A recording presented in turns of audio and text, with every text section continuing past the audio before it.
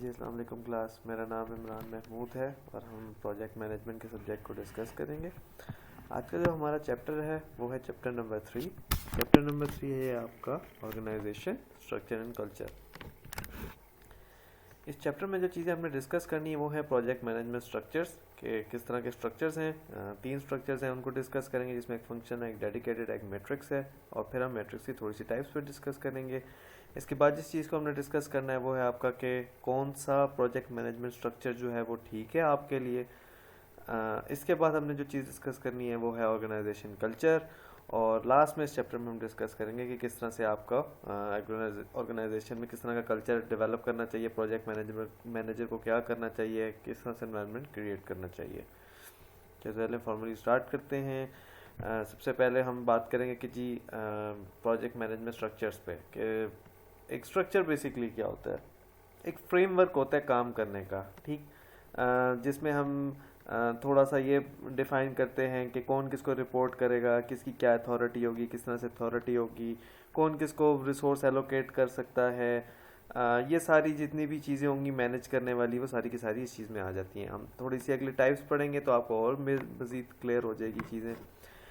3 चीज़ें हैं इसमें, 3 टाइप्स हैं जो हमने डिस्कस करनी है। फर्स्ट नंबर पे है जी आपकी फंक्शनल ऑर्गेनाइजेशन, ठीक है, कि प्रोजेक्ट्स को आप किस तरह से कर सकते हैं, फंक्शनल ऑर्गेनाइजेशन के थ्रू कर सकते हैं, ठीक है, ये आप हायरार्की वगैरह इस तरह से यूज़ कर सकते हैं। दूसरे नंबर पे आपकी जी डेडिकेटेड टीम्स हैं, ठीक, और तीसरे नंबर पे आपका मैट्रिक्स। मैट्रिक्स में भी फिर 3 टाइप्स हैं, हम उनको भी डिस्कस करेंगे। चलें अगली स्लाइड पे चलते हैं। सबसे पहले जो है जी हम फंक्शनल को डिस्कस करते हैं कि फंक्शनल क्या होती है।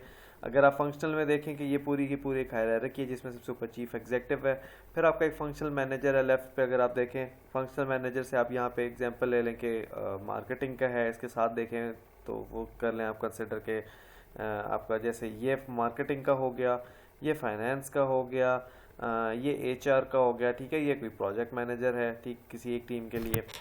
अब इसमें हो क्या रहा है कि ये एक पूरी की पूरी एक फर्म है, और ये पूरी फर्म के ये ऑलरेडी सारे के सारे लोग एम्प्लॉयज़ हैं जो काम कर रहे हैं। अब कोई प्रोजेक्ट आता है तो क्या करेंगे कि इन्हीं टीम में से आप कोई एक बंदा बना लेंगे प्रोजेक्ट मैनेजर, ठीक, और इन्हीं स्टाफ मेंबर्स में से आप जो है सारे सारे लोग इकट्ठे करेंगे, ठीक है, और कोई प्रोजेक्ट आता है उसमें से एक आप मार्केटिंग का बंदा यहाँ से पकड़ लेंगे, या 2 जैसे पकड़ लेंगे उन्होंने 2 कर लेंगे। इसके बाद आप दूसरे पे आते हैं तो इसमें भी इस तरह से आप कर सकते हैं, एक बंदा यहाँ से पकड़ लें, एचआर में से पकड़ लें, एक फाइनेंस में से पकड़ लें, और इन्हीं फंक्शनल मैनेजर में से कोई एक मैनेजर होगा जो यहाँ पे होगा, ठीक है, और ये यहाँ पे मिलके काम करेंगे।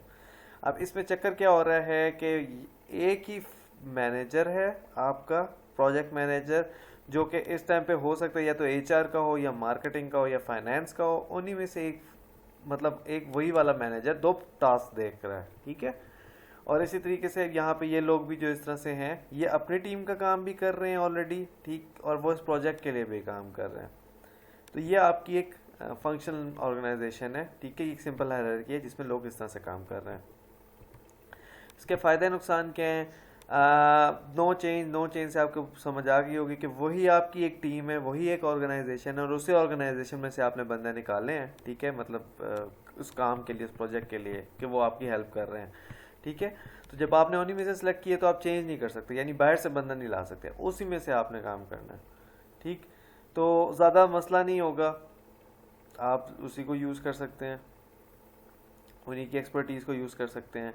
अगर तो प्रोजेक्ट आपकी लाइन के साथ बहुत अच्छा है, ठीक है, तो इन डेप्थ एक्सपर्टीज़ आपको मिल जाएंगी। उस बंदे के पास ना सिर्फ नॉलेज ऐसी होगी कि जो कंपनी की भी होगी, बल्कि उसके पास अपनी फील्ड की भी होगी, ठीक। जैसे मैंने भी आपको बताया कि कंपनी अगर फर्स्ट करें कोई ऐसी एडवर्टाइजिंग एजेंसी है कोई इस तरह से, ठीक है, अब उस बंदे की पिछली स्लाइड पर वापस जाती हैं, यहाँ पे हमने बताया था कि जी ये इनका मार्केटिंग मैनेजर है, ठीक है, तो इसका ये मार्केटिंग का एम्प्लॉय है, तो इसके पास एक्सपर्टीज़ मार्केटिंग की भी बहुत अच्छी होंगी, ठीक है। और क्या होगा साथ में कि इसके पास पूरी की पूरी ऑर्गेनाइजेशन की भी इंफॉर्मेशन बहुत अच्छी तरीके से होगी, तो वो अपनी ऑर्गेनाइजेशन की इंफॉर्मेशन को और अपनी स्किल्स को और अपनी एक्सपर्टीज़ को यूज़ करते हुए एक अच्छा रिस्पॉन्स बना सकता है या अपनी आउटपुट दे सकता है, ठीक है। फ्लेक्सिबिलिटी होती है इसमें, सब एक दूसरे को जानते होते हैं, अपने ही लोग होते हैं काम करने के मामले में, तो आप फ्लेक्सिबिलिटी किसी भी सेंस में हो सकती है, टाइम के मामले में भी हो सकती है, वो उनके साथ बाकी किसी भी एक्टिविटी के हिसाब से हो सकती है, ठीक है। एक रिलेशनशिप जिस तरह का होता है उसमें फ्लेक्सिबिलिटी हो सकती है। ये सारी चीज़ें आपके एडवांटेजेस में से आ जाती हैं। डिसएडवांटेजेस में क्या हो सकता है, लेक ऑफ फोकस हो सकता है। लैक कैसे कर सकते हैं आप, देखें अब आपको मैंने जिस तरह से बताया कि आप एक वक्त में 2 टास्क कर रहे हैं, अपना भी कर रहे हैं, ठीक है ऑलरेडी, लाइक ये बंदा जो है मार्केटिंग वाला ये अपना भी कोई एक टास्क कर रहा होगा, ये एम्प्लॉय जो है अपनी टीम के साथ, और ये साथ साथ इस प्रोजेक्ट के लिए भी काम कर रहा होगा, ठीक हो गया। तो जब ये यहाँ वाला बंदा इस प्रोजेक्ट के साथ काम करेगा तो वो एक वक्त में जब 2 काम करेगा तो फिर सीधी बात है कि वो डिस्ट्रैक्ट भी हो सकता है, ठीक है। पुअर इंटीग्रेशन भी हो सकती है थोड़ी बहुत, लाइक किसी एक मामले में 2 बॉसेस को उसने रिपोर्ट करना है, लाइक पिछली स्लाइड में मैं वापस जाता हूँ यहाँ पे, तो यहाँ पे ये इसका मैनेजर है, प्रोजेक्ट मैनेजर, फर्ज करें कि इसका कोई और टीम का हो, तो फिर यहाँ पे भी रिपोर्ट करेगा, वहाँ पे भी रिपोर्ट करेगा, तो यहाँ पे भी इसको थोड़ा सा प्रॉब्लम हो सकता है, स्लो हो सकता है। उसी तरीके से कि लैक ऑफ फोकस है तो फिर यहाँ पे स्लो भी काम हो सकता है इसका। लैक ऑफ ऑनरशिप भी इस तरह से है। इसके बाद हम जाएंगे दूसरे पॉइंट पे, दूसरा है आपकी डेडिकेटेड टीम। आपको हायरार्की देख के आइडिया हो गया होगा इसमें क्या हिसाब किताब है, कि ये इनकी एक टीम है, ये इस तरह से इनके लोग काम करें, लाइक ये मार्केटिंग है, ये फाइनेंस है, ये इनकी HR है, ये इनके साथ नीचे स्टाफ मेंबर्स हैं। कोई एक प्रोजेक्ट आया है तो उन्होंने प्रोजेक्ट के लिए एक बंदा हायर किया है जो प्रोजेक्ट मैनेजर है, ठीक है। और क्या है कि जी वो पूरा की पूरी एक टीम को यूज़ कर रहा है। अब यहाँ पे इस हायरार्की से आप 2 चीज़ें कर सकते हैं कि इन्हीं में से हो सकता है किसी एक प्रोजेक्ट मैनेजर बना दिया हो, या उस प्रोजेक्ट के लिए प्रोजेक्ट मैनेजर भी अलग से कर लिया हो। ये दोनों चीज़ें हो सकती हैं। लाइक कंस्ट्रक्शन के उसमें अगर कोई घर में कोई कंस्ट्रक्शन चल रही है, किसी ऑफिस में फर्स्ट करें कोई कंस्ट्रक्शन चल रही है, तो क्या करेंगे कि बाहर से ही एक कंस्ट्रक्टर पकड़ेंगे, लाइक जो ठेकेदार वगैरह होगा, वो अपने नीचे एम्प्लॉयज़ मुख्तलिफ लेकर आएगा। आप अपने ऑफिस में अपनी वर्किंग करते रहेंगे, लेकिन यह है कि ये प्रोजेक्ट मैनेजर जो ठेकेदार है ये अपना काम करता रहेगा।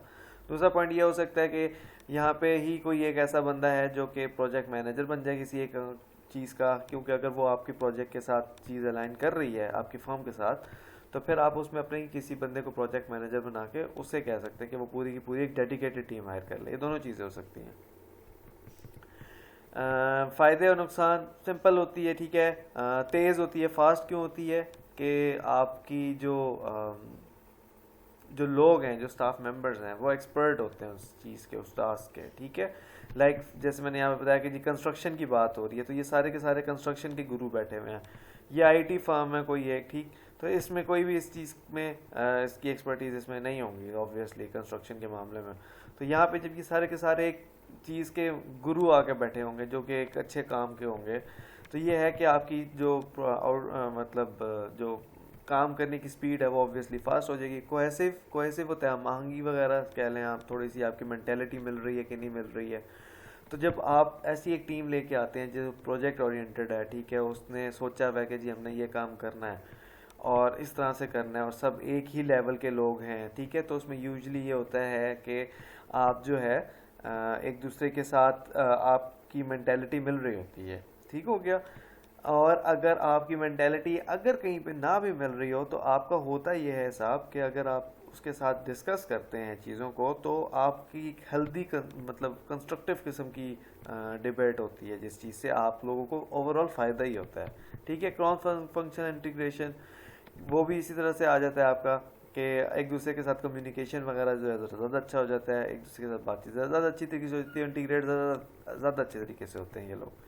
अच्छा, डिसएडवांटेज क्या है, ज़ाहिर बात है जब आप एक्सपर्ट लेवल के लोग लेकर आ रहे हैं तो फिर ये एक्सपेंसिव होंगे, ठीक है, क्योंकि चार्ज तो वो ज़्यादा करेंगे, ठीक है। डिफ़िकल्ट पोस्ट प्रोडक्ट ट्रांजिशन, इसमें भी यही है कि आपके पास जो है नॉलेज उस तरह की प्रोजेक्ट से पहले जो है वो किस तरह से करनी है। इसको मैं अगले पॉइंट से भी रिलेट करता हूँ कि little knowledge of the firm से आपको कितनी इन्फॉर्मेशन है, फर्म की कितनी इन्फॉर्मेशन है, क्योंकि उसमें होता ये है कि आपकी डेडिकेटेड टीम है, वो ज़्यादातर बस अपने काम करेंगे और चले जाएंगे, तो उनको एज सच कोई कंपनी से एज सच कोई बहुत ज़्यादा लेना देना नहीं है, ठीक है। तो वो प्रोजेक्ट आपकी कंपनी के साथ कितना मैच कर रहे हैं वो इनके लिए बहुत ज़्यादा मैटर नहीं करता, ये बस अपना काम करेंगे और चले जाएंगे, ठीक। ये एडवांटेज एक तरीके से बनता भी है, और अगर आपकी कंपनी लाइक प्रोजेक्ट ओरिएंटेड है, उनको सिर्फ आउटपुट चाहिए कि हमें बस एक तगड़ा किस्म का काम चाहिए, एक अच्छी क्वालिटी का काम चाहिए, तो फिर ये एक ऐसा डिसएडवांटेज है इन माय ओपिनियन कि जो इतना मैटर शायद नहीं करता। इसके बाद आपकी मैट्रिक्स पे बात करेंगे। मैट्रिक्स में मैंने आपको बताया था कि मैट्रिक्स जो है वो आपकी जो है वो हाइब्रिड होती है, जिसमें आपकी कुछ अपनी लोग भी होते हैं, लाइक जिस तरह से फंक्शनल में थे, ठीक है, और कुछ आपके बाहर के लोग भी आ जाते हैं, ठीक है। मिल मिला के आप काम कर रहे होते हैं और मिल मिला के आप उस प्रोजेक्ट को कंप्लीट करते हैं। तो इसमें भी ये है कि आपकी तीन टाइप की वो हैं मैट्रिक्स की फॉर्म्स होती हैं।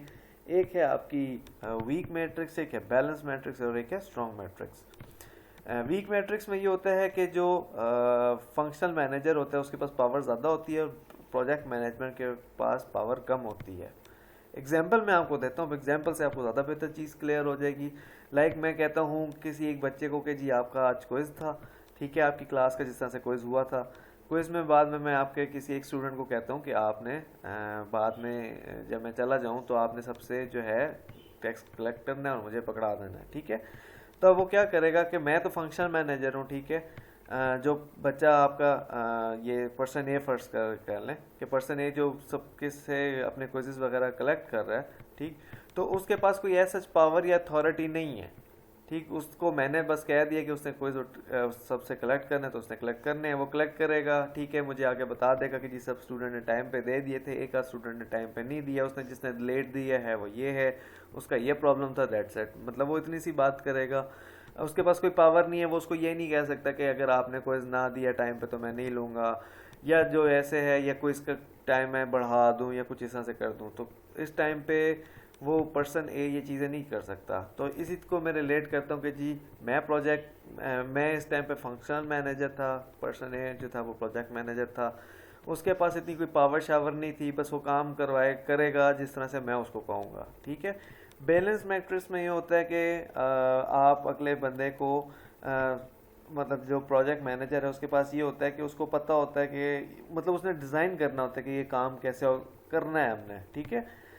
थोड़ी सी ज़्यादा पावर इसमें आपकी फंक्शनल मैनेजर के पास थोड़ी सी ज़्यादा होती है, ठीक है, या बराबर ही होगी, ये डिपेंड करता है सिचुएशन के हिसाब से, लेकिन थोड़ी सी ज़्यादा जो है पावर वो आपके फंक्शनल के पास ही ज़्यादा होगी।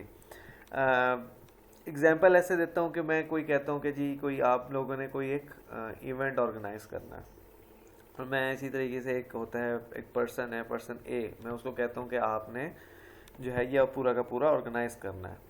अब वो क्या करेगा कि वो उसको ऑर्गेनाइज करेगा, सबसे वो उसका मसला है कि वो किस तरह से सोचता है, क्या करता है। मैं उसे सिर्फ ये कह रहा हूँ कि मुझे इवेंट को ऑर्गेनाइज करके देना है। अब इसमें क्या खाना पीना होगा, स्टेज पे क्या क्या रिक्वायरमेंट चाहिए है, कितनी कलेक्शन चाहिए, कितने फंड्स चाहिए, कौन सा बंदा क्या काम करेगा, कौन सी स्पीच करेगा, कौन ओपनिंग करेगा, ईच एंड एवरीथिंग वो उसका काम है, ठीक है, वो काम करेगा। इसमें वो थोड़ा सा किसी से सख्त होकर काम भी करवा सकता है, अपनी मर्जी से टीम बिल्ड कर सकता है, अपनी मर्जी से सारे की सारी चीज़ों को ऑर्गेनाइज कर सकता है, ये उसका काम है, ठीक हो गया। स्ट्रॉन्ग मैट्रिक्स में ये है कि जी मैं एक बंदे को पूरी की पूरी पावर दे दूँ और उसे कहूँ कि भाई मुझे ये काम करना है। अब वो सख्ती से काम कराए, किस तरीके से काम कराए, वो उसका काम है। इसमें प्रोजेक्ट मैनेजर की जो पावर होती है वो ज़्यादा होती है, लोग उसको जो है वो बस वो कर रहे होते हैं, रिपोर्ट वगैरह कर रहे होते हैं, और ओवरऑल अथॉरिटी जो होती है वो प्रोजेक्ट मैनेजर की होती है। मुझको सिर्फ काम चाहिए कि जी ये काम ऐसे हो जाए, दैट्स इट, बाकी मेरा कोई लेना देना नहीं है। एडवांटेजेस भी हैं और डिसएडवांटेजेस भी हैं इसी तरीके से, ठीक है। एफिशिएंट होती है, ठीक है, डिपेंड करता है कि कौन सी वाली आप वीक मैट्रिक्स चूज़ कर रहे हैं, बैलेंस्ड कर रहे हैं, स्ट्रॉन्ग कर रहे हैं, ठीक है। लेकिन यह है कि उसके हिसाब से देखा जाए, ओवरऑल देखा जाए तो जी एफिशिएंट ही होती है इसमें। कि आप कहीं पे अगर फंस रहे हैं तो आप बाहर से कोई बंदा ले आएँ, ठीक है, बाहर से बंदा ले आएंगे तो ठीक है, आपकी जो टीम है वो ज़रा स्ट्रॉन्ग हो जाएगी। स्ट्रॉन्ग प्रोजेक्ट फोकस होती है, लोगों का फोकस ज़रा ज़्यादा होता है इस मामले में। आप जो है उसी प्रोजेक्ट पे काम कर रहे होते हैं, ठीक। कहीं पे अगर आपके पास मसला हो रहा होता है तो आप एक्सपर्ट बाहर से ले आते हैं, या एम्प्लॉयज़ वहाँ से या सपोर्ट के तौर पे बाहर से बंदे ले आते हैं जो कि आपकी हेल्प कर देते होते हैं। फ्लेक्सिबल होती है, ठीक है। डिसएडवांटेजेस में क्या है, डिसफंक्शन कॉन्फ्लिक्ट्स हो सकते हैं। कोई अगर बंदा किसी से खुश नहीं है अपने प्रोजेक्ट मैनेजर से, वो फंक्शनल से जाके बात कर लेगा। फंक्शनल से अगर कोई अनबन हो रही है किसी की बिला वजह, बैलेंस में ही हो सकता है, तो वो फिर प्रोजेक्ट मैनेजर से कहेगा कि यार वो मुझे इस तरह से कहते हैं, ठीक है। तो इस समय बीच में आपकी बातचीत चेंज हो सकती है, ठीक। इसके बाद आपकी कि कौन सी आपकी जो है प्रोजेक्ट मैनेजमेंट स्ट्रक्चर जो है वो आपके हिसाब से बेहतर है। पहले नंबर पे बात की गई है कि जी ऑर्गेनाइजेशन के पॉइंट ऑफ व्यू से बात करें, तो फिर पहले देखें कि जी आपकी जो प्रोजेक्ट जो आपकी ऑर्गेनाइजेशन है उसकी क्या स्ट्रेटजी है, क्या उसकी मिशन है, क्या उसका वो है प्लान, या क्या उसकी जॉब मतलब ऑर्गेनाइजेशन की क्या नेचर है, वर्क नेचर है। पहले तो उस पर बात होगी, ठीक हो गया। इसके बाद जो देखेगा कि जी अगर आपके जो ज़्यादातर जो आपका जो काम है, जो प्रोजेक्ट्स हैं, उसमें आपके डाइवर्स किस्म के काम है, डाइवर्स किस्म के लोग हैं, ठीक है, तो फिर आपने किस तरह का अपना प्रोजेक्ट स्ट्रक्चर को करना है। लाइक अगर मेरी फर्म बड़ी है, ठीक है, और मेरे पास ऑलरेडी एम्प्लॉयज़ हैं, तो ठीक है, मुझे तो फंक्शनल भी काम कर जाएगी, ठीक है, या बहुत ज़्यादा हद माने तो मैट्रिक्स कर जाएगी। लेकिन अगर मेरी फर्म छोटी फर्म है, ठीक, और मेरे पास कॉन्ट्रैक्ट ऐसे हैं कि मैं प्रोजेक्ट ज़्यादा पकड़ सकता हूँ, तो फिर मुझको जो सूट करेगा वो क्या करेगा, मुझे वो प्रोजेक्टाइज या जो डेडिकेटेड टीम वाली है वो वाली चीज़ सूट करेगी, ठीक हो गया। तो ये चीज़ उसमें आ जाएगी। तो ऑर्गेनाइजेशन के हिसाब से आप ऐसे कर सकते हैं। प्रोजेक्ट कंसिडरेशन के हिसाब से यानी प्रोजेक्ट के पॉइंट ऑफ व्यू से बात करें तो फिर उसमें डिपेंड करता है कि जी साइज़ ऑफ अ प्रोजेक्ट क्या है आपका। फ़र्ज़ करें कि मेरे पास टीम है ऑलरेडी, लेकिन प्रोजेक्ट इतना मेगा किस्म का है कि वो उसके लिए मुझे बंदे शायद हो सकता है हायर करने पड़ जाएं, या मुझे उसकी कुछ ऐसी फिजिबिलिटी बनाने की ज़रूरत है इन टर्म्स ऑफ कॉस्ट या इस तरह से कि मुझे उसमें मुख्तलिफ़ चीज़ें देखनी हैं, या मुझे उसमें लॉ को भी देखना है, लॉ को फॉलो करना है। तो हो सकता है कि मैं उसमें ऐसा बंदा बाहर का हायर कर लूँ, लाइक लॉ का, जिस तरह से मैंने कहा कि कोई प्रॉब्लम ना हो जाए तो मैं बाहर से एक लॉयर पकड़ लेता हूँ, ठीक। कॉस्ट को देखने के लिए मैं कि मुझे फालतू टैक्स ना पड़ जाए कहीं पे किसी मौके पे, तो मैं टैक्स के लिए कोई ऐसा बंदा बाहर से ले आऊँ, तो मुझे फिर उसमें मैट्रिक सूट करती है। तो ये डिपेंड करता है, ये प्रोजेक्ट के हिसाब से होगी। प्रोजेक्ट आपका कुछ भी हो सकता है, कोई नोवेल्टी है उसमें, फ़र्ज़ करें कोई ऐसी चीज़ वो डिमांड कर रहा है कि जिसमें मेरे पास वो एक्सपर्टीज़ नहीं है और मुझे उसको करने के लिए कोई बाहर से बंदा चाहिए होगा, तो मुझे उसमें करना पड़ चाहिए, ठीक है। तो ये मुख्तलिफ़ चीज़ें हैं, ये दोनों चीज़ों के हिसाब से आप अपने अपने हिसाब से कर सकते हैं कि कौन सी स्ट्रक्चर को आपको फॉलो करना चाहिए। ये आपकी प्रोजेक्ट ऑर्गेनाइजेशन दोनों की उसमें सामने रख के फिर आपको इस पर डिसीजन मेकिंग करनी है। इसके बाद ये है आपकी कि ऑर्गेनाइजेशन कल्चर पे बात हुई हुई है, ठीक है। सबसे पहले ऑर्गेनाइजेशन कल्चर क्या है। एक आम कल्चर की बात करते हैं कि कल्चर क्या होती है। कल्चर ये होता है आपका सेट ऑफ नॉर्म वगैरह होते हैं, ठीक है। हर जगह का कोई एक अपना कल्चर होता है। लाइक अगर आप देखें कि हमारे पाकिस्तान में मुख्तलिफ ओकेजन से मुख्तलिफ चीज़ें होती हैं जो कि ओवरऑल दुनिया में नहीं होती हैं, ठीक। इस तरह से इंडिया के भी अपनी कुछ इस तरह से हैं, इस तरह से श्रीलंका की भी होंगी। अपने मुल्क की त्यौहार हैं, अपने मुल्क की त्यौहार के साथ साथ अपने एरिया के लोगों के त्यौहार हैं, अपने जो कास्ट है उनमें क्या हिसाब किताब चल रहा है उस पे हैं, उनका क्या मतलब किसी का कोई भी इवेंट है तो कौन किस तरह से मिलता है, ठीक। हर किसी का एक अपना कल्चर होता है और हर किसी का अपना ही मतलब अपना ही एक स्टाइल है इस मामले में, ठीक। ऑर्गेनाइजेशन के भी इसी तरीके से कल्चर होते हैं। एग्जांपल के तौर पे ये है कि फ़र्ज़ करेंगे कि कोई ऑर्गेनाइजेशन कहती है कि हम हर 30 दिसंबर को जो है एक पार्टी ऑर्गेनाइज़ किया करें कि ताकि ये है कि सब लोग जो हैं वो एक दूसरे के साथ अगर किसी का कोई प्रॉब्लम है तो भुला के मतलब अपने लिए आगे मतलब नेक्स्ट ईयर आ रहा है, न्यू ईयर आ रहा है, सॉरी, तो नेक्स्ट ईयर जो है हम अच्छे तरीके से मिल लें, पुराने कॉन्फ्लिक्ट्स ख़त्म हो जाएं। तो ये अगर ये कोई इस तरह का कल्चर डेवलप हो सकता है किसी ऑर्गेनाइजेशन का, या कोई ऑर्गेनाइजेशन कहती है कि हम हर जुम्मे को वाइट ड्रेस ही पहनेंगे, शलवार कमीज़, ठीक है। तो ये एक उनका कल्चर है ऑर्गेनाइजेशन का। तो इस तरह के ऑर्गेनाइजेशन के कल्चर्स मुख्तलिफ हो सकते हैं और क्रिएट भी किए जाते हैं खुद से, ठीक। तो अब इसमें कुछ चीज़ें हैं, ये तो मैंने आपको जो दी थी, ये तो मैंने आपको वैसे ही वर्क से रिलेटेड नहीं थी, वैसे ही एक थी जिसमें मैंने आपको एग्जांपल दे दी थी।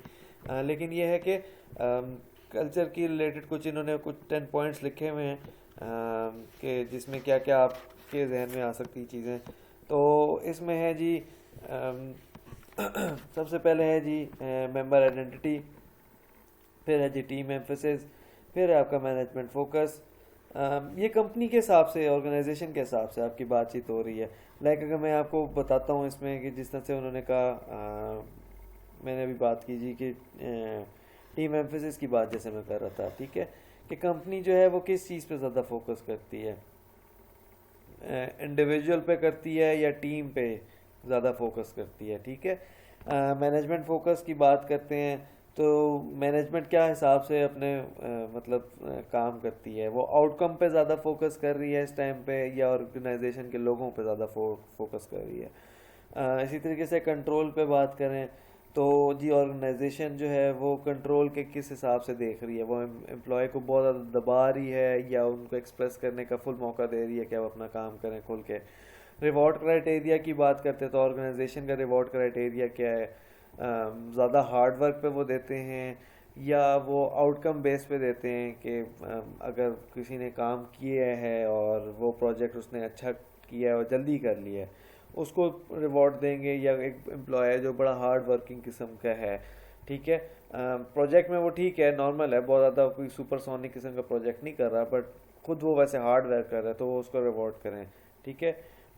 कॉन्फ्लिक्ट टॉलरेंस की बात करते हैं हम कि ऑर्गेनाइजेशन का कैसा कल्चर है इसमें कि अगर मतलब टॉलरेंस है उनके एम्प्लॉयज़ में कि वो एक दूसरे की रिकमेंडेशंस को या बातों को या उस चीज़ को बर्दाश्त से और अच्छे खुशलूबी से सुनते हैं और उस पर उस राय को, उसकी ओपिनियन को रिस्पेक्ट की नज़र से देखते हैं, या उसको ये सोचते हैं कि जी ये हमारे काम में टांग अड़ा रहा है और उसको बाहर कराओ, समथिंग लाइक दैट, ठीक है। तो ये चीज़ आ जाती है इसमें। मीन्स वर्सेस एंड ओरिएंटेशन में ये है कि जी वो काम के उस पर मतलब ज़्यादा फोकस कर रहे हैं या कि एंड में मतलब रिज़ल्ट के उस पर ज़्यादा फोकस कर रहे हैं। तो ये मुख्तलिफ़ चीज़ें हैं ऑर्गेनाइजेशन की। ये आप लोग पढ़िएगा, आपकी बुक में बड़ी अच्छी तरीके से एक्सप्लेन भी हुई है, ठीक है। इसके अलावा भी ऑर्गेनाइजेशन कल्चर में नई चीज़ें हो सकती हैं, आप उस पर भी पढ़ें। इसके बाद ये है कि ऑर्गेनाइजेशन को अगर आपने कल्चर को थोड़ा सा आइडेंटिफाई करने के क्या हिसाब किताब है, किस तरह से है, तो आप उसको कैसे चेक कर सकते हैं। कुछ 3-4 पॉइंट्स दिए हैं मैंने इनकी आपकी बुक में। लाइक आप फिज़िकल करैक्टरिस्टिक्स देखें कंपनी के, ठीक है, कंपनी कैसी है, कंपनी के हालात कैसे हैं, कंपनी के लोग देखने में कैसे हैं, बात करने में लोग कैसे हैं, ठीक है। आप कंपनी के मुतल्लिक पढ़ें, ठीक है। थर्ड पॉइंट बहुत इंपॉर्टेंट है, observe how people interact with in the organization, ठीक है। ये कि लोग एक दूसरे के साथ कंपनी के अंदर क्या बात करते हैं, कैसे बात करते हैं। वो लोग कंपनी के मुतल्लिक बात कर रहे होते हैं कि लाइक हमारा बॉस ऐसा है यार, हमारी टीम ऐसी है यार, हमारी कंपनी फारग है, हमारे कंपनी पैसे नहीं देती, एसेट्रा एसेट्रा, कुछ भी हो सकता है, ठीक है। वो आपस में ज़्यादातर किस तरह की चीज़ों पे बात करते हैं, हो सकता है कि वो लोग ज़्यादातर बात कर रहे हो कि जी इसी चीज़ों पे कि जी सैलरी में हमारा वो नहीं मिलता, रिवॉर्ड नहीं मिलता है, या सैलरी टाइम पे नहीं मिलती। इससे आप लगा सकते हैं कंपनी के और मतलब उसका अंदाज़ा कि यार इनका कल्चर ही ऐसा है कि लेट सैलरीज देते हैं। अगर वो ज़्यादातर इस तरह की बातें करते हैं लाइक हमें इस प्रोजेक्ट पे फोकस करना चाहिए यार, ये तो हमें ज़्यादा रिटर्न दे सकता है, बाकी कंपनी इस तरह से चल रही हैं और इस तरह से, तो ये एक हेल्दी किस्म की जो है आपकी कन्वर्सेशन चल रही है दो लोगों में, ठीक। तो आपको ज़्यादा आइडिया हो जाएगा कि जो कंपनी है ये कहाँ पे बड़ा फोकस करती है और लोग जो हैं वो इसमें थोड़ा सा इंटरेस्ट भी लेते हैं, ठीक है। इंटरप्रेट स्टोरीज, ठीक है।